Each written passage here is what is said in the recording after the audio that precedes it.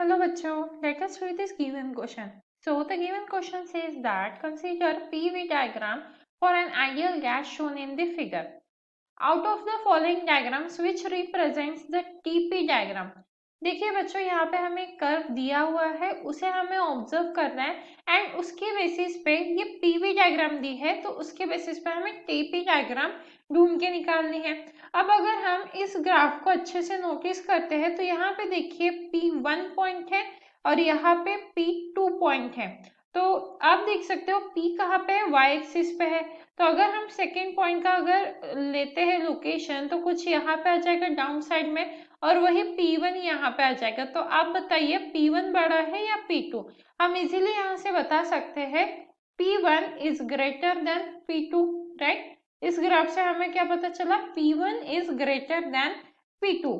Secondly आप देखिए P और V के बीच में ग्राफ है तो यहाँ पे क्या है, T जो है वो कांस्टेंट है तो T इज कांस्टेंट। तो अब हमें मिल गया पीटी ग्राफ के लिए हमें ऐसा ग्राफ ढूंढना है जहां पे टी कांस्टेंट रहेगा एंड पी बड़ा रहेगा कंपेयर टू P2 से। तो चलिए ऐसा ग्राफ ढूंढते हैं। यहाँ पे देखिए टी कांस्टेंट है क्या, ये एक वैल्यू जा रही है टी की, यहाँ पे देखिए ये एक वैल्यू और दूसरी ये वैल्यू, तो टी तो कांस्टेंट है ही नहीं, यहाँ पे T2 और T1, तो यहाँ पे टी कांस्टेंट नहीं है इसीलिए ये ऑप्शन गलत हो गया।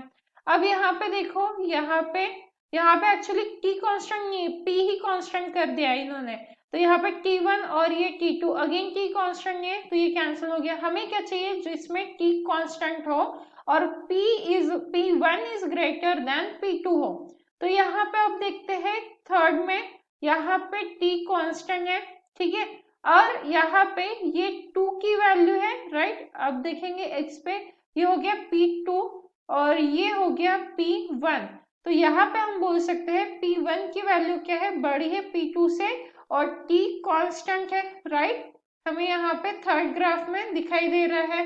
अब अगर हम फोर्थ ग्राफ को भी एक बार चेक कर ले तो यहाँ पे T कांस्टेंट है फोर्थ में, T तो कांस्टेंट ही है फोर्थ में भी, तो T कांस्टेंट मिल गया। बट सेकंड कंडीशन क्या चाहिए हमें, P1 must be greater than P2। तो यहाँ पे देखो ये P1 आ जाएगा और यहाँ पे ये P2, तो यहाँ पे actually P2 is greater than P1 जो कि हमारे कंडीशन को मैच नहीं करता, इसीलिए फोर्थ भी कैंसिल हो गया। So the only correct graph is third. So on the basis of this हम कौन सा ऑप्शन सिलेक्ट करेंगे, ऑप्शन सी हमारे लिए करेक्ट आंसर हो जाएगा। So option C is the final answer and I hope you understood it well. All the best.